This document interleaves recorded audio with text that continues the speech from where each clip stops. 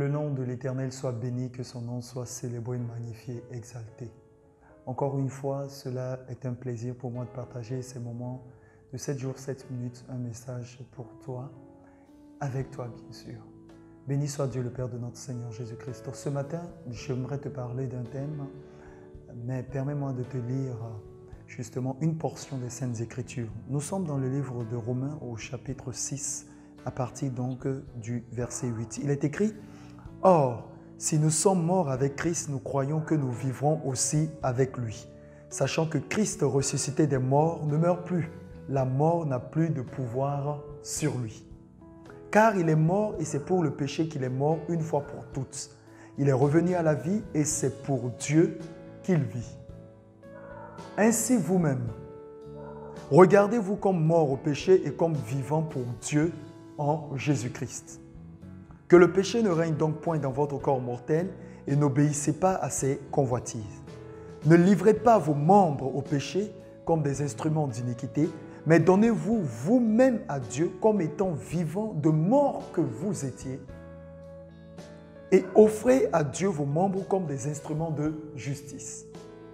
Car le péché n'aura point de pouvoir sur vous, puisque vous êtes non sous la loi, mais sous la grâce. Quoi donc? Pécherions-nous parce que nous sommes non sous la loi, mais sous la grâce? Loin de là. Ne savez-vous pas qu'en vous livrant à quelqu'un comme esclave pour lui obéir, vous êtes esclave de celui à qui vous obéissez, soit du péché qui conduit à la mort, soit de l'obéissance qui conduit à la justice? Mais grâce soit rendue à Dieu de ce que, après avoir été esclave du péché, vous avez obéi de cœur à la règle de doctrine dans laquelle vous avez été instruit. Ayant été affranchis du péché, vous êtes devenus esclaves de la justice. Que Dieu bénisse sa parole. Vous savez, il est très important de lire et de souvent relire une portion des Écritures. Car il est écrit dans le livre de Josué, 1 verset 8, que ce livre de la loi ne s'éloigne point de ta bouche.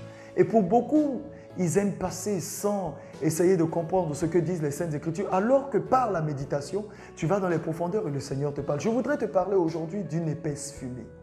Voyez-vous, dans le livre de Genèse, chapitre 19 au verset 28, je bénis le nom du Seigneur pour ce texte qui est très inspirant. Et quand tu vas le parcourir, tu vas voir que la Bible déclare qu'au bon matin, je paraphrase, une épaisse fumée s'est levée. La Bible parle donc de la destruction de Sodome et de Gomorrhe.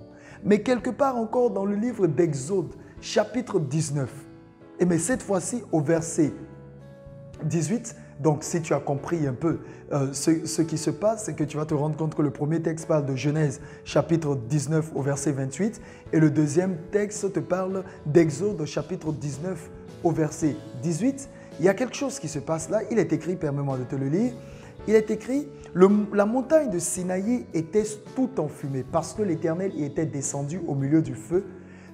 Cette fumée se levait comme la fumée d'une fournaise et toute la montagne tremblait avec violence. D'un côté, c'était la destruction, c'était la conséquence du péché. Et donc la fumée qui montait était le résultat d'une sanction, d'un jugement divin. D'un autre côté, c'est une fumée qui se lève, mais cette fois-ci, c'est dû à la puissance de Dieu sur la montagne.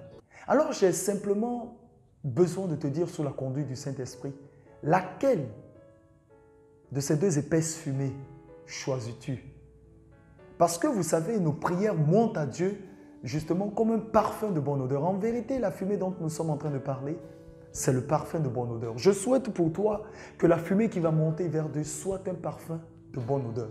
Parce que si dans le domaine spirituel, ce que tu fais est parfois converti comme une fumée qui monte, ce qui veut dire que tes prières qui sont adressées à Dieu sont comme un peu l'encens, donc qui est libéré, et donc la fumée qui monte. Qu'en est-il des actions que tu poses? Si dans le livre de la Genèse, au chapitre 19, le verset 28, c'était le jugement. Dans l'Exode chapitre 19, au verset 18, cette fois-ci c'est la puissance de Dieu qui se manifeste, alors cela veut tout simplement dire que tu es forcément d'un des deux côtés. Soit le péché t'éloigne de Dieu, soit la présence de Dieu est permanente avec toi. Mais ce que le Seigneur souhaiterait pour toi, c'est que justement le livre de Philippiens, chapitre 4, le verset 18, soit ta portion.